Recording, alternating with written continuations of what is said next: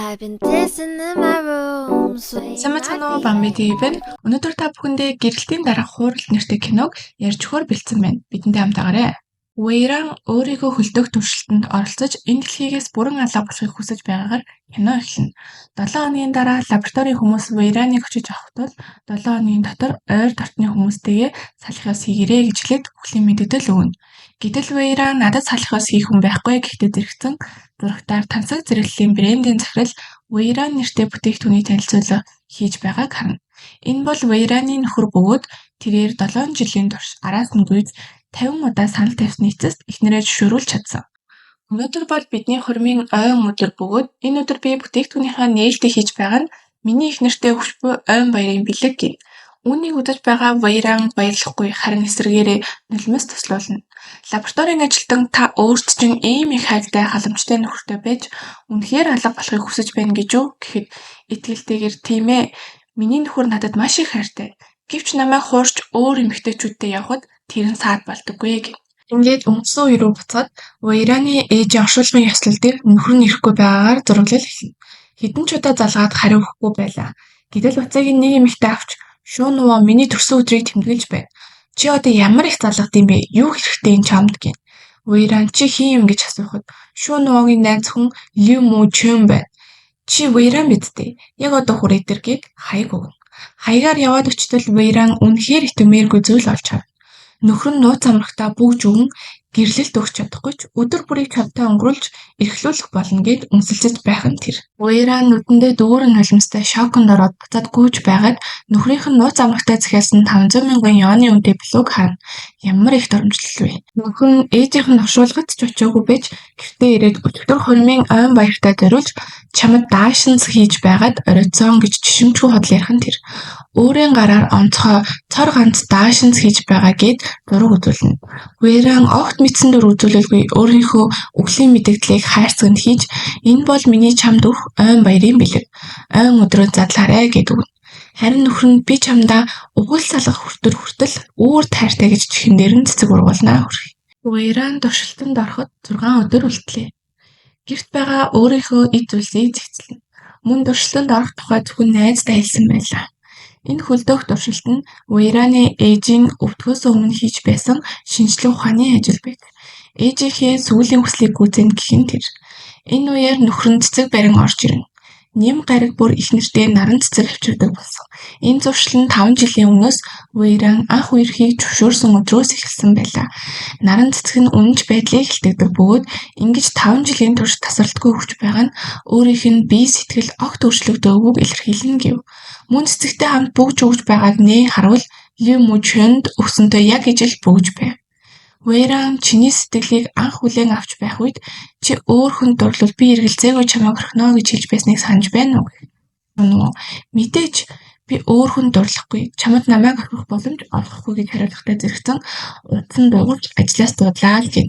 Үнэндээ нууц амрагын залгасныг Вэйран мэдгүй л яах вэ? Вэйран туршилтанд ороход 5 өдөр үлдлээ. Шуу нөгөөгийн өөртөө зориулж хийсэн цор ганц даашинзыг өмсөж үзнэ. Энэ даашинзыг хийхэд 1 жилийн хугацаа зарцуулагдсан ба нийт 121,314 ширхэг алмазын шигтгэжээ. Бүгдийг нь нөхөр нь өөрийн гараар шигтгсэн байлаа. Мөн утга нь насан туршийн хамтын амьдралыг бэлэгддэг гин. Үүнийг сонссон Вэйраны найз "Үнэхээр романтик юм аа. Вэйрана чи жаргалтай байгаа биз дээ" гэхэд нөхөр нь "Вэйраны царинаас л бүх зүйл тодорхой таалагдахгүй байгаа бололтой нэмж өөрчлөлт хийе" гэв. Харин найз нь Вэйранд "Чи дахиад сайн бодоод үзэлтэй. Нөхөр чинь чамд маш их хайртай. Чамайг алга болчихвол галзуур штэ" гэхдээ зэрэгцээд зурагтаар Вэйран брендийн нүүр царайгаар нууц амраг Лю Мо Чөн ажиллах болсон тухай ярьцлага өгөөд сууж байх нь тэр. Гэтэл найз нь "Энэ нэг кинонд 7-8 хүн мөр авдаг жүжигчин байж яагаад Вэйран брендийг төлөөлөгч болчдөг юм" гэхэд сурвалжлагч "Хамгийн их хинд баярлаж байна вэ? Шууд захируулд уу?" Гэтэл "Найз залуудаа хамгийн их баярладаг. Өнөөдрийн намайг бүтээсэн надад маш их хайртай. Нэм гариг бүр надад наран цэцэг бэлгэлдэг" гэх мэт Вэйранд хийж өгдөг бүх зүйлсийг яг адилхан нууц амрагтаа хийж өгдөг тухай ярьж байхыг сонсоод нөхөрлөөгөө хартал ярьцлагыг нуцаараа инээмсэглэн үзэж байлаа.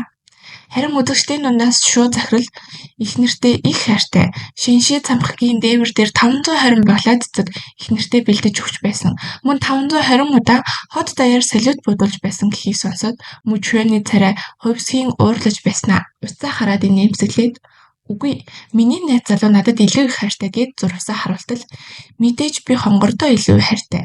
Орой 7 цагт цаачийн цамхаг дээр 1314 ширхэг баглаа сарнаатай 1314 удаа салют бодулж өгнө. Бидний хайр ангирч болгож бүх хүмүүсийг уйр гэсэн байлаа. Хүн яаж ийм хуурамч байж чаддаг вэ? Энэ бүхнийг харсан Вейраны амьсгал тавчдаж ухаан алдаж унтал нөхөр нь гүйж ирээд өргөөд авч явлаа. Вейран туршилтанд ороход 4 өдөр үлдлээ. Сая Вейран ухаан алдаж шөнө нөгөө машина барин гэрлүүгээ явж байтал нууц амарган залгаж сая чи надад үнэхээр сайн хандлаа. Бүгд надад татаархсан. Чиний дуртай дотор хувцсыг өмсөөд хүлээж бай. 30 минутын дотор ир гэхэд Вэрэч Вейраныг ийм байдалтай орхиж явахгүй байлгүй дээ гэж бодож байтал яаралтай ажил гартлаа чи Вейраныг гэрт нь хүргээд өг гэж найзад нь хэллээ. Хүүшээ ядаж гэрт нь хүргэж өгдөггүй юм бах та. Бүр замын голд хаях гэж байна шүү. Вейран зугаасаа мэдэж байгаа учраас явуулж хаа гэд найзтайгаа таксинд сууна. Вейран найздаа чи дахиж шөнөө чамд ийм их хайртай байхад чи яагаад орхих гээд байгаа юм гэдгийг асуух шаардлагагүй болно. Хариултыг одоо шууд өөрөө хараад мэдгээд нөхрийнхөө машины араас дагаж явна. Яг л бодож байсанчлан нууц амархийнхаа гэрийн гадаа ирж гайхалтай дурлалт хосуучиг хаалганыхаа өмнө тэрвэрлдэж уулзаад өргөөд гэрлүү нь авч орно. Харин Вейран найзтайгаа гаднаас нь бүгдийг харж зогсоно. Найз нь гайхаж чамд тийм их хайртай байж яаж ингэж чадчих байна гэхэд Вейран хайртай байлаад юу гэж нэг гэрэлчхүүл зугтаж чадахгүй. Бас мөнгө хүнийг ивждэгэ гин. Гэрлээ дутгаар сэтгэл нь хурж биеийн тархиа захирахаас өөр аргагүй төрнө. Одоо бинийг өгөнд итгэх гээд байна. Хайр байдаггүй гэдэг үг. Вейраныг ээж гайхалтай чадварлаг шинжлэх ухаач байсан. Дэлхийн сайн сайхны төлөө хүмүүсийг хөлдөх технологийн туршилт хийж байлаа. Гэтэл аав нь араар тавьсны дараа сэтгэл готролдоор сэтгцийн өвчтөй болсон. Ээж нь Вейранд эр хүний төлөө карьераа орхисондоо маш их харамсаж байд. Санаж яв. Хизээч эр хүний хай халамж амлалтанд итгэж болохгүй. Хизээч гэрэлтэнд итгэж болохгүй гэж хэлсэн байлаа. Ээжийнхээ туулсан амьдралаас болоод Вейран хайранд итгэхгүй гэж шийдэн өөрийг нь гэсэн бүх хүмүүсийг үл тоосон. Гэтэл тэр үед шөнө нөгөө ахлах сургуулиас их сургууль хүртэл их сургуулиас амьдрал дээр гарах хүртэл тунж өөрчлөгдөөгүй. Тууштай Вейраны гэж байсан учраас уг чин сэтгэл нь Вейраны мөсөн зүрхийг хайлуулж хайр бол сайхан зүйл гэдэгт итгэж эхэлсэн. Гэтэл гэрлээд 3 жилийн хугацаанд Вейраны аав шиг шөнө нөгөө гэрэлтээсээ урвсан. Вейран яасан ч үнэж бус зүйлийг төвчгүй. Би бууж өгөхгүй гэв. Вейран туршилтанд ороход 3 өдөр үлдлээ. Шөнө нөгөө нууц амрагийнхаа орноос босож байгаагаар эхэлнэ.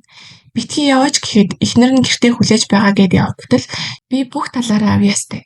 Чамайг жаргаж чадна. Чи эхнэрээсээ салаад над дээр ирээч гэхэд шөнө нөгөө шууд уурлаж би чамтай зөвхөн биеийн жаргал идэх гэж л хамт байна. Харин эхнэртэй бол хайртай. Чи хийх ясгүй зүйлээ хийвэл би чамайг явуулах болно гэхэд Мөчийн ойлголоо энэ талаар дахиж ярихгүй гэж хэлнэ. Шөнө нөгөөгийн утсанд Вейран ухаан алдчихлаа гэх дуудлага ирэхэд яран явна. Харин Мөчийн хэвлэлт хүрээхээ төлөө Вейран чамайг зайлуулна гэд үлдхэн тэр. Вейран эмнэлэгт ухаан ороход шөнө нөгөө гарыг нь натгаж шүнжин сагсан байв. Ингээд эмнэлгээс аваад гэртээ харахад гэрээхийн гадаа хэн хүлээж байсан гэж санана. Лю Мөчийн. Вейран туршилтанд ороход 2 өдөр үлдлээ.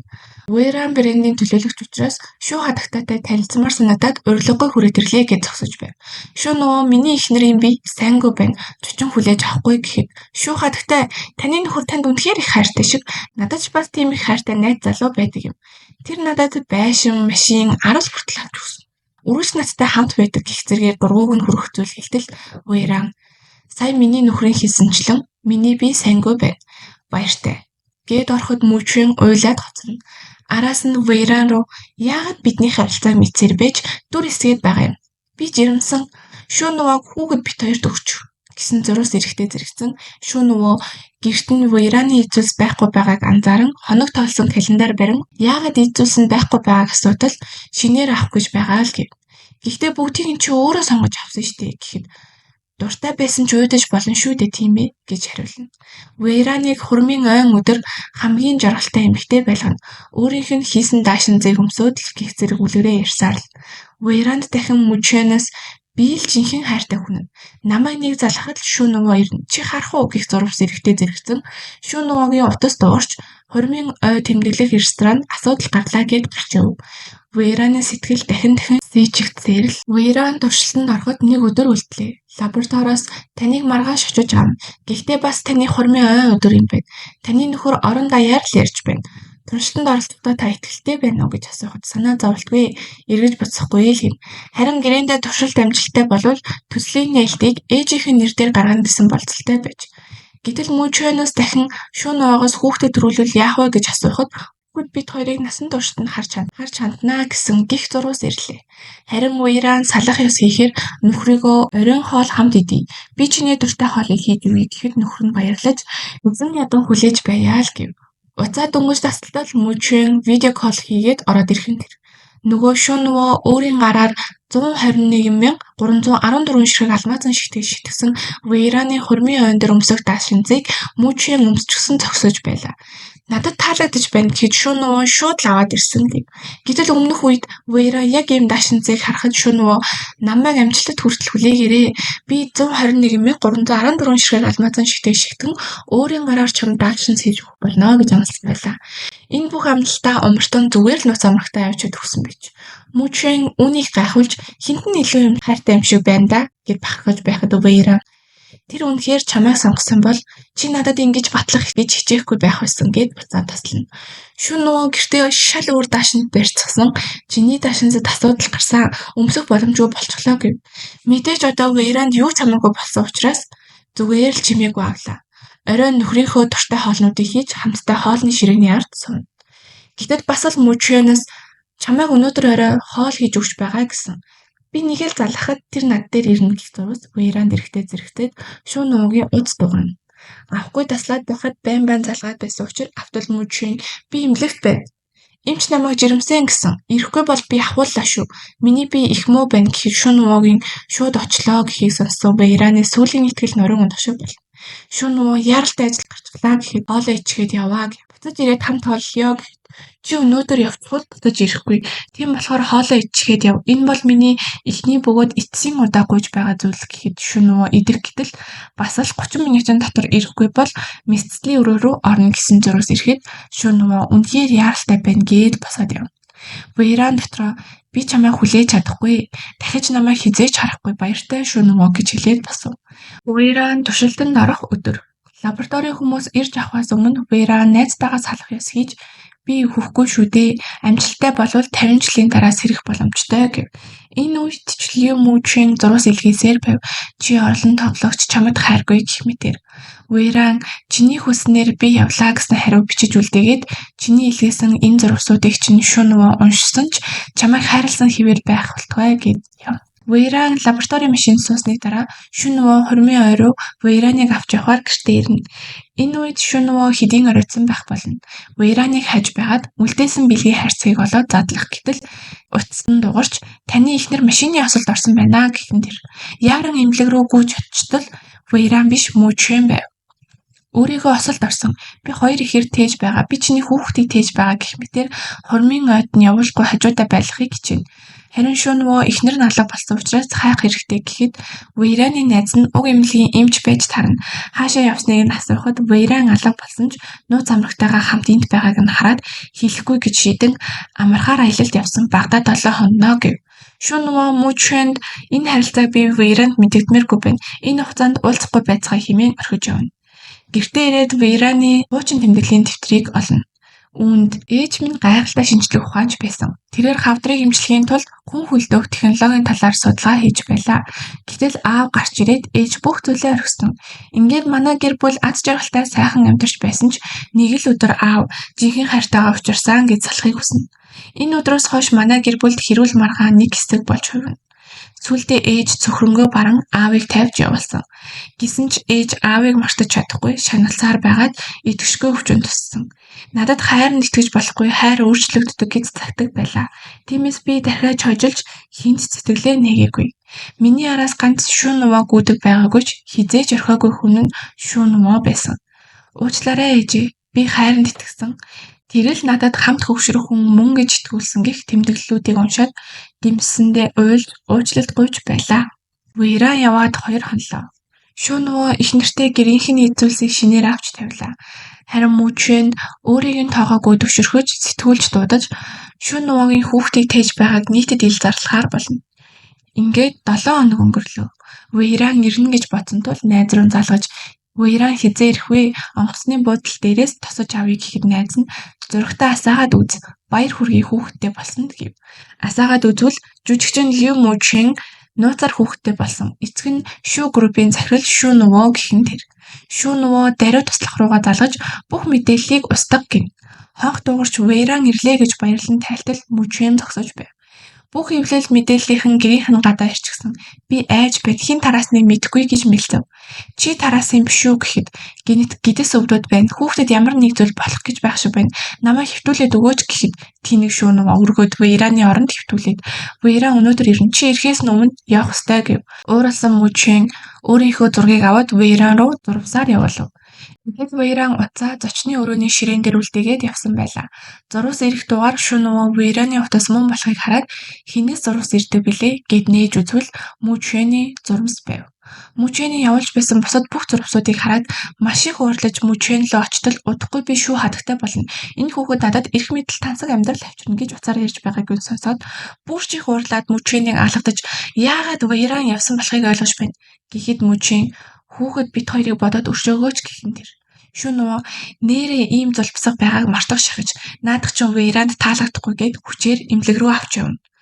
Мужийн би хүүхэдтэй л гэр бүл өхийг хүссэн гэхэд чи зөв үйл хөдлөлттэй байсан бол би хүүхэд та хоёрт сайхан амьдрал өгөх байлаа. Гэхдээ хэтэрхий их юм хүссэн чиний буруу. Харин Мужийн чи үнэхээр Вэйранд хайртай байсан бол би сэтгэл хоёр чинь салахгүй байсан. Чи амаараа л хайртай гэдгээс биш орой болох надтай ирж зугаацдаг байсан. Вэйран руу тийм зурвас илгээх итгэлийг чи л хүсэн. Вэйраныг явуулсан хүн чи болохоос би бишээ гэв. Шүү Нөгөө яг л галзуурсан хүн шиг тийм ээ би буруу зүйл хийсэн байна. Гэхдээ оройтойгүй би Вэйраныг буцаж ирэхээр нь ярилцаад уучлалтгүй. Бүгдийг цэвэрлэнэ гэд Мужийн хүчээр аборт хийлгэн. Ингээд Вэйраны найз дээр очиод Вэйран хаана байгааг нь хэлхийг хүснэ. Гэтэл найз нь чи энэ яваа насандаа дахиж түүнийг харахгүй. Өгсөн хурмын бэлгийг нээгээд үз. Тэнд бүх үнэн байгаа гэв. Яаран нэртээ очиод Вэйраны үхлийн тэмдэглэлийг харна. Уг мэдээллийг урьдчилж явуулсан гэдэг нь үхээгүй ямар нэгэн аргаар хувийн мэдээллийг нь устгасан гэсэн үг. Хаана байгааг нь хэлчих гэж найзаас нь уйлаадгүй. Найз нь Вэйраны явхаасаа өмнөх өдөр бичсэн захиаг Шүү Нөгөө дамжуулан өгнө. Чамайг хайрлаж эхлэхэд чи аль хэдийн залхсан байлаа. Над дээр ирэх хэрэггүй. Энэ бол чиний сонголт, бас миний сонголт. Энэ амьдралдаа дахиж уулзна гэж найдаж байна гэсэн утгатай захиа байлаа. Туршилт амжилттай болвол Вэйран зэрэг нь амжилтгүй болвол Шүү Нөгөө үнэхээр их харамсаж маш их уйлж шаналж байлаа. Харин нөгөө талд Мужийн лайв хийж Шүү Нөгоогоос хүүхэдтэй болсон нь үнэн гэж дэлгэхэд хүмүүс өөрийг нь буруутгана. Мөн Шүү Нөгөө лайв хийж харилцаагаа дэлгэснийг нь мэдээд Мужийнээс вилла, машин гэх мэт өгсөн бүх зүйлээ буцааж авна гэд хүмүүс явуулсан байв. Мужийн Шүү Нөгөө дээр очиод чи надтай байхдаа ганц ч гэсэн догдолж байгаагүй гэж үү гэхэд үгүй дахиад сонголт хийх боломж байсан бол би гэрэлтээсээ урахгүй араар тавихгүй Вэйраныг гомдоохгүй байсан. Зүгээр л хөвчлөлтэй байх гэж би тоглосон. Одоо харин тоглоом дууссан. Дахиж миний өмнө бүү гарч иргээд орхиж яв. Лю Мужийн бусдын гэрэлтийг сүрүүлсэн гэж олон нийтээс маш их шүүмжлэлийг хүлээж бүх зүйлийг алдаж хинч биш болсон. Вэйран зориулж хийсэн даашин зэг өмсөж байгаад Вэйран чиний хэлсэн үнэн байж тэр надад хайргүй гэвч би тэрнийг нь олж хараагүй байж. Дараагийн амьдрал гэж байдаг бол би заавал өөртөө хайртай ир хүнтэй уулзрах болно гэд амиа хорлсон байлаа. Шүү Нөгөө өмнөх өдрүүдэд болсон бүх зүйлийг эргэн санаж маш ихээр харамсан уйлна. Бүр архин донтож эмнэлэгт хүрэгдэнэ. Сэрээд Вэйраны найзаас хаана байгааг нь хэлчих ганцхан хармаар нь гээл гуйсаар л байлаа. Ингээд Вэйраны туршилтанд орж байгаа газар руу найз нь өрөвцөөр дагуулж явна. Хүлцэн байгаа Вэйраныг хараад туршилтыг амжилттай болгохын тулд би бүх зүйлээ өгнө гэв. Хэрэв туршилт амжилттай болвол Вэйран 50 жилийн дараа сэргэнэ. Үүнээс хойш Шүү Нөгөө 50 жилийн турш Вэйран дээр өдөр бүр ирж хардаг болсон. 2074 оны нэг өдөр туршилт амжилттай болж Вэйран ухаан орно. Вэйран 50 жилийн өмнөх шиг залуухан хэвээрээ хормын даашицны дэлгүүрт зөвлөхийн ажил хийж байхад нь 80 настай Шүү Нөгөө орж ирэн холоос хараад энэ амьдрал чинь би дахиж гарч ирэхгүй. Начиг юмнаас болж битгий заваарай, аз жаргалтай амьдраарай гэж хэлээд кинод басна. Урвалт араар тавилт бусдын зүйл шунах нь яагаад сайн зүйл хүргэдэггүй бид харлаа. Мөн гаднаа сайхан үг хэлж сайн хандж байгаа бүхэн үнэн сэтгэл байдаггүй гол дүрийн залуугаас ч магадгүй харсан. Та нарч бас энэ хүртэл үзээд төрсэн сэтгэлээ комент хэсэгт хуваалцаарай. Дараагийн хятад кино драма товчлыг цаг алдалгүй сонсохыг хүсвэл манай сувагт subscribe дараад могоо хасаагаарай. Баяртай.